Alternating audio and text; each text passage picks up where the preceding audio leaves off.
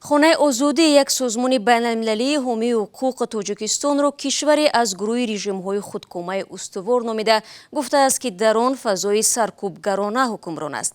Намояндагони ҳизби ҳокими Тоҷикистон гуфтанд, бо арзёбиҳои созмон розӣ нестанд ва дар кишвар ба ҳуқуқи мардум ва озодиҳои бунёдии онҳо эҳтиром гузошта мешавад.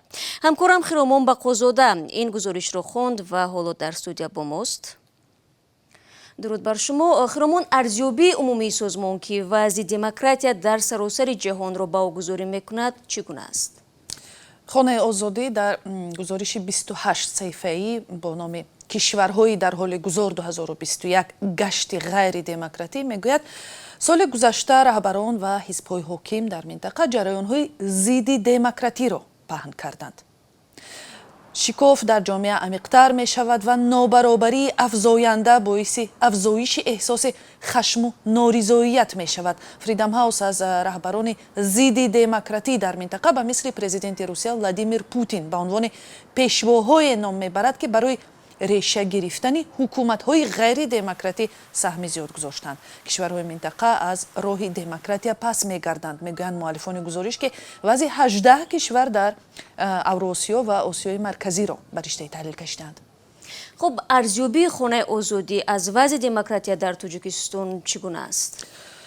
шаҳло муаллифони гузориши Фридам ҳаус мегӯянд, Тоҷикистон баробар бо дигар ҷумҳуриҳои собиқ шӯравӣ аз ҷумла Озарбойҷон, Беларус, Қазоқистон, Қирғизистон, Русия ва Туркманистону Ӯзбекистон ба гурӯҳи режимҳои худкомаи устувор шомил мешавад. ин баҳо ба он кишварҳое дода мешавад, ки дар он ҷо ҷомеаҳо баста ҳастанд, раҳбарони худкома пеши роҳи рақобати сиёсӣ ва гуногунандеширо мегиранд ва ҳуқуқи бунёдии сиёсӣ, маданӣ ва башарӣ поймол мешавад.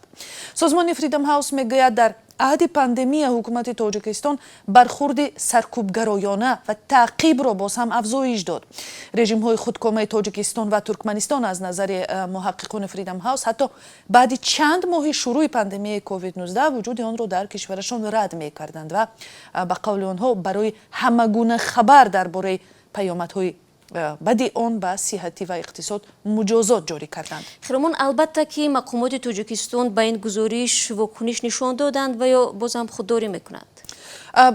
бале, дуруст аст, дар гузашта умдатан мақомоти расмии Тоҷикистон ба ин гуна гузоришҳо камтар вокуниш нишон медоданд, аммо ин навбат Абдураҳмон Хонов, раиси дастгоҳи ҳизби халқии демократии Тоҷикистон, ҳизби ҳоким, ки президенти Эмомалӣ Раҳмон раиси он аст, дар вокуниш ба гузориши Хонаи Озодӣ гуфт, ки ба арзёбиҳои созмон розӣ нест. ӯ рӯзи 28 апрел дар як суҳбат бо радиои Озодӣ гуфт, ки он чӣ ки дар гузориш омадааст ба воқеиятҳо дар Тоҷикистон мутобиқат намекунад.